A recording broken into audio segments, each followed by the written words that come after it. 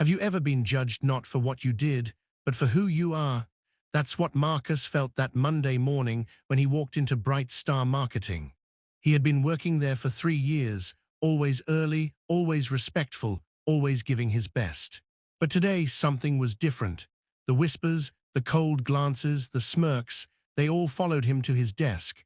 On his desk lay a single black pen with a golden cap, one that didn't belong to him. As Marcus picked it up, Mr. Collins, his manager, appeared out of nowhere with a sharp tone. "So this is where my pen went," he said, loud enough for the whole office to hear. Marcus froze. "Sir, I didn't take," he began, but Mr. Collins cut him off. "Save it, Marcus. I knew from day one you people can't be trusted." The room went silent. Emily looked at Marcus with worry in her eyes. Marcus felt his chest tighten, but he stayed calm. "It's just a pen, Mr. Collins. Maybe someone—" Collins slammed his hand on the desk. "Enough, you're done here," he shouted. Everyone stared as Marcus tried to defend himself, but Collins wouldn't listen. He loved being in control, and humiliating Marcus gave him that power.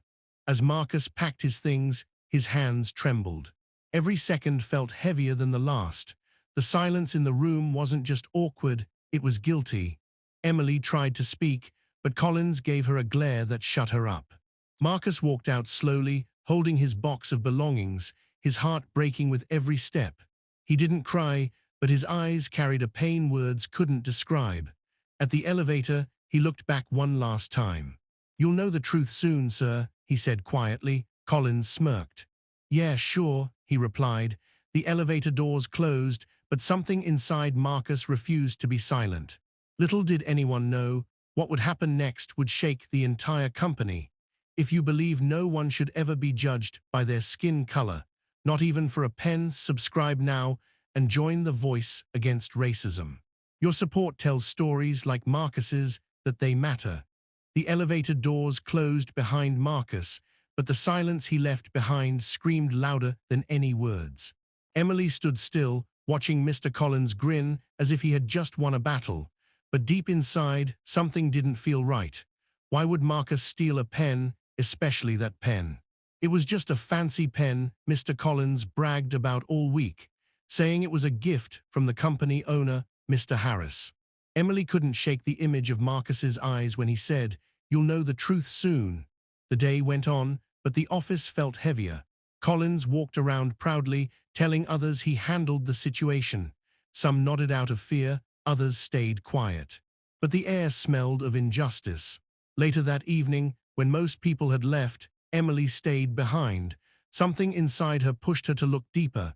She walked to Marcus's desk and searched around carefully. That's when she saw it, the CCTV camera right above the corner wall, facing directly toward Marcus's desk. She froze. If the pen appeared that morning, the camera would have caught everything. Emily took a deep breath and decided to check the footage. She walked to the security office and asked the guard, Mr. Leon, if she could see it. "Please, it's important," she whispered. He hesitated, but he liked Marcus too, so he agreed. Together, they watched the footage from that morning. The screen flickered, showing Marcus entering the office calmly, sitting at his desk, and starting work, nothing unusual. But then Emily's heart dropped. Just 15 minutes before Marcus arrived, Collins himself walked to Marcus's desk. He looked around, took something from his pocket, and placed it right where Marcus would sit. It was the pen. Emily covered her mouth in shock. Collins had set Marcus up just to humiliate him. Her hands shook as she copied the footage onto a drive. She knew what this meant. She also knew Collins wouldn't forgive her for exposing him. The next morning, Emily waited for Mr. Harris, the company owner, to arrive. Her heart pounded as she stepped into his office and handed him the drive. "Sir, you need to see this," she said. Mr. Harris looked surprised but agreed. As the video played, his face hardened. He paused, rewound, and watched again. "So Collins planted the pen?" he asked quietly. Emily nodded. "He fired Marcus over something he staged himself." Mr. Harris's jaw tightened. "That's not just racism," he said coldly. "That's cruelty." He stood up, anger burning in his eyes. "Call Marcus. Tell him to come back immediately." Emily exhaled, tears forming in her eyes. The truth was out. and Collins was about to face what he deserved. If you've ever seen truth buried under lies and wished someone stood up for what's right, subscribe now. Let's give voices like Marcus and Emily the strength they deserve. The next morning, the office buzzed with the usual chatter, but something was about to break that calm. Mr. Collins sat in his chair, sipping coffee, acting like a man untouchable. He laughed loudly, talking about discipline and standards, as if he hadn't just destroyed someone's dignity. But that fake confidence began to fade when the glass doors opened and Marcus walked in. The sound of his shoes echoed across the floor. Everyone stopped talking. Collins froze, the cup in his hand trembling slightly. "What is he doing here?" he snapped. Before he could continue, Mr. Harris stepped out of his office, his face unreadable. "Mr. Collins," he said firmly, "in my office." Now, the entire office watched in silence as Collins followed, his shoulders stiff. Marcus and Emily exchanged a look. She gave him a small nod of courage. Inside the office, tension filled the air like a storm about to break. Mr. Harris gestured for Marcus to sit and turned to Collins. "Do you know why Marcus is here?" Collins frowned. "Because he wants to apologize," he said smugly. Harris's expression darkened. "No," he replied, "because I've seen the truth." He pressed a button on his laptop, and the CCTV footage began to play on the large screen. The room went silent, except for the sound of footsteps in the video, Collins's own footsteps. Collins's face went pale. The footage showed him placing the pen on Marcus's desk, looking around, and walking away. There was no denying it. No excuse, no escape. You don't understand," Collins stuttered, his voice breaking. "It was just a joke. I didn't mean—" "A joke," Harris's voice boomed. "You humiliated an innocent man in front of the whole office. You fired him, you insulted his race." Collins tried to speak, but the words tangled in his throat. Marcus sat quietly, his hands folded, his dignity intact even after everything. Harris turned to him. "Marcus, I can't undo what happened, but I can make it right.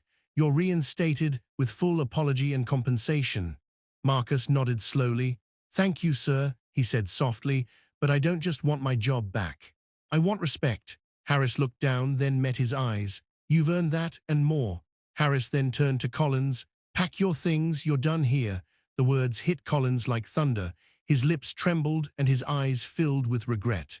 For the first time, the power he abused turned against him. As he walked out, the same silence that once followed Marcus now followed him, but this time filled with shame. Emily stood by the door, smiling at Marcus through tears.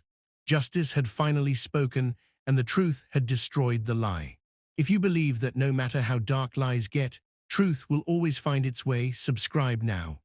Your support keeps stories like this alive and gives hope to voices that the world tried to silence outside the glass doors of Bright Star Marketing. The sun burned bright, but for Mr. Collins, the world had never felt darker. He stood on the sidewalk, holding a small box filled with his belongings, the same way Marcus had walked out days earlier. But this time, it was Collins who carried the weight of humiliation. His mind replayed every cruel word he had said, every smirk, every glance of power he had used against Marcus. Each one now echoed like a hammer in his chest. "You people can't be trusted." The memory of his own voice made him sick. He wanted to go back, to take it all away, but regret doesn't work like that. It lingers, it burns. Inside the office, things slowly began to change. Mr. Harris gathered everyone together and spoke about what had happened. "Let this be a lesson," he said firmly. "Racism has no place in this company or anywhere." The employees nodded, some with tears in their eyes. Marcus stood beside Emily, who gave him a proud smile. "You did nothing wrong," she whispered. "You stood tall." Marcus smiled faintly. "I just wanted the truth to speak," he replied. Later that day, Marcus returned to his desk. The same desk where it had all begun. But this time, it didn't feel heavy. It felt free. His co-workers greeted him warmly, ashamed of their silence before, but Marcus didn't hold grudges. He knew hate only grew when fed, and he was done feeding it. As he worked quietly, a soft knock came at the door. Everyone turned. It was Collins. His suit was wrinkled, his eyes red, his voice softer than anyone had ever heard. "Marcus," he said, barely above a whisper, I came to say I'm sorry. The room froze. Marcus looked at him, the man who had tried to destroy him, and for a long moment said nothing. Then he stood and walked toward him. I forgive you, he said gently, but I hope you learn why you had to say sorry. Collins's eyes filled with tears. He nodded, unable to speak. He turned and walked away, his footsteps fading like a man learning the cost of his own hate. Emily wiped a tear from her cheek, and the room exhaled. Marcus sat back down, feeling a quiet peace. Sometimes victory doesn't come from revenge, it comes from dignity. And sometimes the strongest act is not to shout, but to forgive. That night, as Marcus left the office, he looked up at the city lights and smiled softly. The truth had won. And in a world still filled with division, one act of courage had reminded everyone that humanity isn't defined by color, it's defined by heart. If this story touched your heart, subscribe now to Stained Humanity. Every click, every share, every voice helps us tell more stories that uncover truth, break silence, and remind the world humanity still matters.